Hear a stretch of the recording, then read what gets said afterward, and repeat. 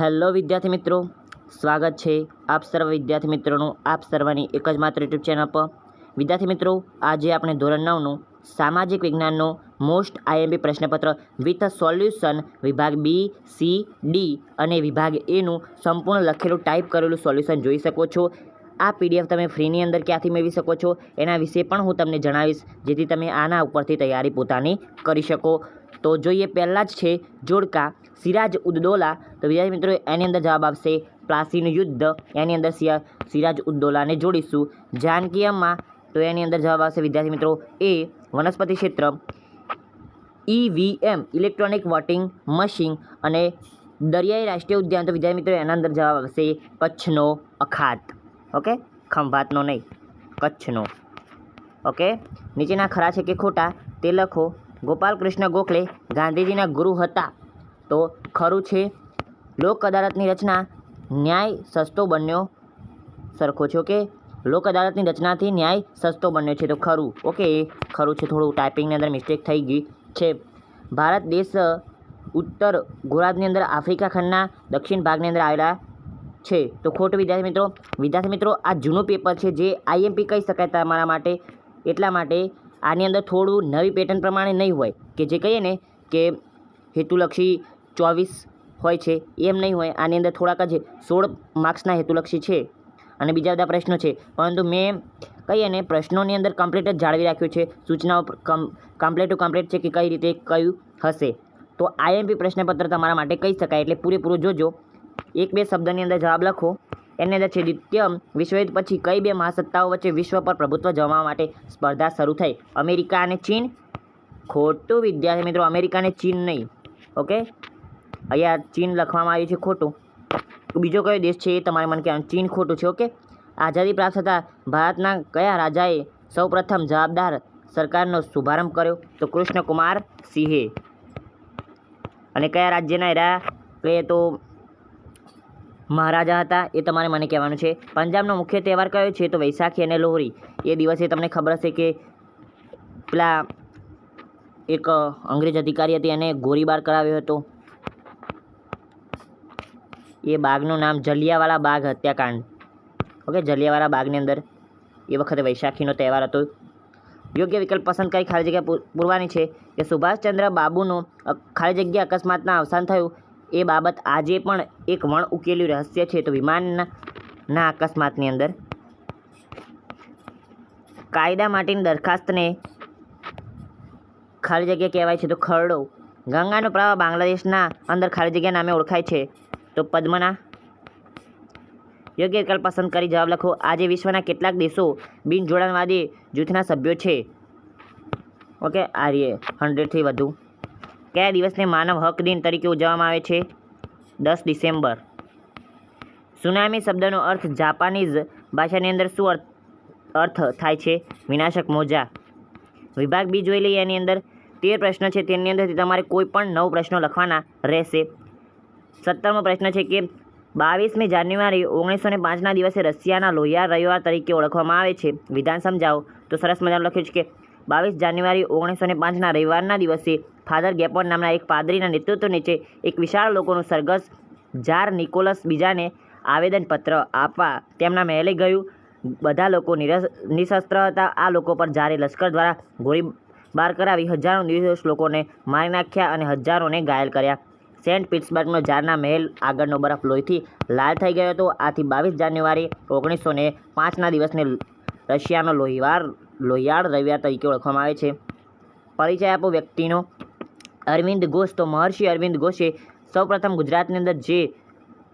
ગુજરાતની અંદર સહસ્ત્રિક મંદિર નામના પુસ્તકના ક્રાંતિની યોજના વર્ણવી છે અને સહસ્ત્ર ક્રાંતિની ભૂમિકા તૈયાર કરી છે। ઓકે, મદનલાલ ધીંગરા, તો મદનલાલ ધીંગરાએ ક્રાંતિકારીઓને ટીકા કરનાર વિલિયમ વાયલી નામના એક અંગ્રેજ અધિકારીનું ખૂન કર્યું હતું।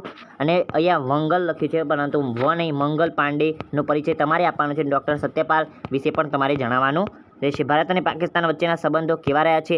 બહુ સારા, એકદમ। પારિભાષિક શબ્દો સમજાવો। બેવડું નાગરિકત્વ અને સંસદીય પદ્ધતિ। આગળ 21મો પ્રશ્ન છે સરસ મજાનો કે તમારી શાળાની અંદર કેટલાક પ્રવાસીઓ આવે છે? તેઓના પહેરવેશની અંદર પુરુષો ધોતિયું, જબ્બો, માથે સફેદ ટોપી કે પાઘડી પહેરેલી છે. વિદ્યાર્થીઓ કુતૂહલવશ વિચારે છે કે આ કયા પ્રદેશના લોકો હશે. વિચારીને જણાવો કે આ પ્રદેશ કયો છે. તેના પહેરવેશ, રહેઠાણ અને ભાષા વિશે જણાવી. ઓકે, મહારાષ્ટ્ર કે મધ્યપ્રદેશના લોકો હશે.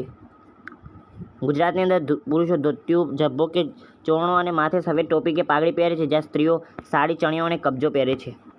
તમારી શાળાની અંદર આની અંદર એ પૂરેપૂરો જવાબ આની અંદર લખેલો છે. ઓકે, તો જોઈ લેજો. સરસ મજાનો જવાબ લખેલો છે. વિદ્યાર્થી મિત્રો, તમને કે લાગતો હશે કે આ શું છે, આ પટ્ટી દેખાય? તો વિદ્યાર્થી મિત્રો, મેં એની અંદર ટાઈપ કરેલું હતું, પરંતુ સમ રીઝન, કયા ટેકનિકલ રીઝનને કારણે આ બધું બહાર ઉપસી આવ્યું છે. નહીંતર એની અંદર સરસ મજાના ફ્રેમની અંદર કંઈ એને ટાઈપ કર્યું હતું, પરંતુ સમ ટેકનિકલ રીઝનને કારણે આવું થયું છે. આ રહેણાંક વિસ્તારની અંદર વિવિધ પ્રકારે થતી બાળમજૂરી અંગેની મોજણી હાથ ધરીને તેને અટકાવવા વિદ્યાર્થી તરીકે તમે શું કરશો? વિચારીને લખો. આગળ, સર્વોચ્ચ અદાલતના ન્યાયાધીશ તરીકે નિમણૂક પામનાર વ્યક્તિની લાયકાત કઈ કઈ હોવી જોઈએ? તો નીચે લાયકાત લખે છે કે તે ભારતનો નાગરિક હોવો જોઈએ, 65 વર્ષથી વધુ ઉંમર ના હોવી જોઈએ, કોઈપણ રાજ્યની વડી અદાલત એટલે કે હાઈકોર્ટના ન્યાયાધીશ તરીકે ઓછામાં ઓછા 5 વર્ષ સળંગ સેવા બજાવી હોવી જોઈએ, અથવા તો વડી અદાલતના હાઈકોર્ટની અંદર ઓછામાં ઓછા 10 વર્ષ સુધી સળંગ વકીલાત કરેલી હોવી જોઈએ, અથવા રાષ્ટ્રપ્રમુખના મત મુજબ તે પ્રસિદ્ધ ધારાશાસ્ત્રી હોવો જોઈએ. પૃથ્વીની આકૃતિ દોરી તેના ઉપર નીચેના સ્થાન દર્શાવો. કર્કવૃત્ત, વિષુવવૃત્ત અને મકરવૃત્ત. નીચેના આપેલા ભૌગોલિક સ્થળોની 15 થી 20 શબ્દોની અંદર ઓળખ આપો. ખદ્દર, મલબાર તટ. જંગલોમાંથી મળતી મુખ્ય વનસ્પતિ અને ઔષધીય ઉપયોગો જણાવો. તો સર્પગંધા તો લોહીના ઊંચા દબાણના રોગની સારવારમાં કામ આપે છે. સર્પગંધા. લીમડો જીવાણુ પ્રતિરોધક તરીકે, તુલસી શરદી, ઉધરસ, તાવ તરીકે. અર્જુન સાદર તો હૃદય રોગની સારવાર. બીલી વાત અને કફ દોષો રોગની સારવાર માટે. ગળો તો મધુપ્રમેહ, તાવ, સાંધા, દુખાવા, હરડે, કબજિયાત, વાળ અંગેના રોગો માટે. અને આમળા તો વાયુ પિત્તને દૂર કરે છે. અને પાંચક કરંજ તો ચામડીના દાંતના પેઢાના રોગો માટે. આગળ જોઈએ, બીજા વિશ્વયુદ્ધની રૂપરેખા જણાવો. વિભાગ C ના અંદર. ઓકે, પહેલાં 13 પ્રશ્નો હતા. 13 પ્રશ્નોની અંદરથી તમારે કોઈ પણ 9 પ્રશ્નો જ લખવાના. વિભાગ C ની અંદર 9 પ્રશ્નો હશે, એની અંદરથી કોઈ પણ 6 પ્રશ્નો વિદ્યાર્થી મિત્રો તમારે લખવાના રહેશે. બીજા વિશ્વયુદ્ધની રૂપરેખા આખી વર્ણવેલી છે, જોઈ શકો છો. સરસ મજાની સારી રીતે લખેલી છે. સંયુક્ત રાષ્ટ્રના હેતુઓ કયા કયા છે એ પણ લખેલા છે. અખંડ ભારતના નિર્માણની અંદર સરદાર વલ્લભભાઈ પટેલનો ફાળો શું હતો સમજાવો. સરસ મજાનો છે. આગળ, જૂનાગઢનું એકીકરણ વિશે લખો અથવા તો નોંધો, એ પણ સરસ મજાનું છે. મુખ્યમંત્રી અને તેઓના મંત્રી મંડળના કાર્ય વિશે માહિતી આપો.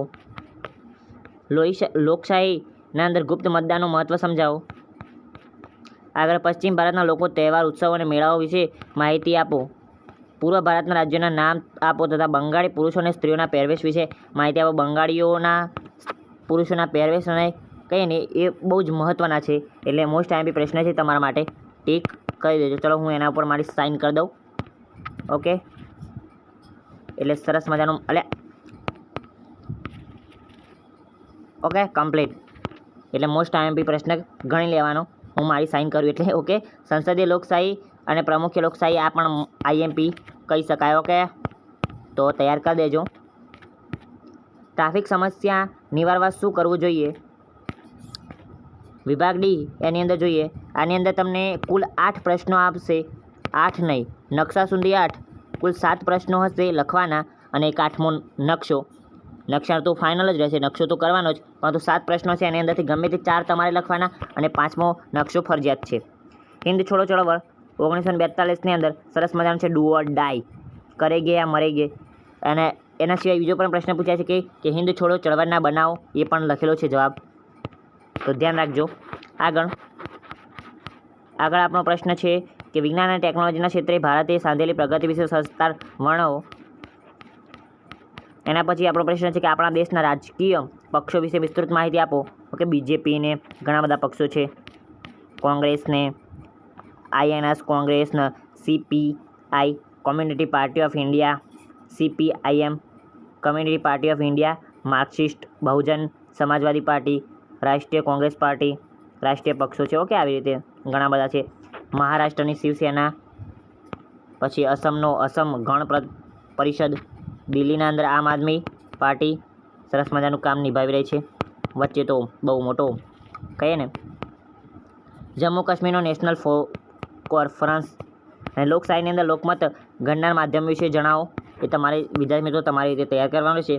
ભૂકંપ સમયે કઈ કાળજી રાખવી જોઈએ, એટલે કે શું કરવું જોઈએ અને શું ન કરવું જોઈએ. તો ભૂકંપ સમયે આ કરવું જોઈએ એ લખેલું છે કે સરસ મજાનું આ કરવાનું, અને ભૂકંપ સમયે આ ન કરવું જોઈએ કે ભૂકંપ સમયે ગભરાઈ ન જવું જોઈએ, ઉમામ કે નાસભાગ ન કરવી જોઈએ, ભૂકંપના આંચકાથી નીચે પડી વસ્તુઓને રોકવાનો પ્રયાસ ન કરવો જોઈએ, બહુમાળી મકાનોની અંદર નીચે ઉતરવા માટે લિફ્ટનો ઉપયોગ ન કરવો જોઈએ, ભૂકંપ સમયે ઘરની અંદર લાકડાના કબાટ, તિજોરી અને શીશાની બાજુ કે કાચના ઊભા ન રહેજો, કાચના બાજુ પણ નહીં ઊભું રહેવાનું. ઓકે. ઘરની અંદર વીજળી, ગેસ વગેરે ચાલુ ન રાખવા, ગેસ ગળતરને લીધે વિસ્ફોટ થઈ શકે છે. તમને આપેલ ભારતના રેખાંકિત નકશાની અંદર તમને નકશો આપશે, એની અંદર આ સ્થળો દર્શાવવાના રહેશે.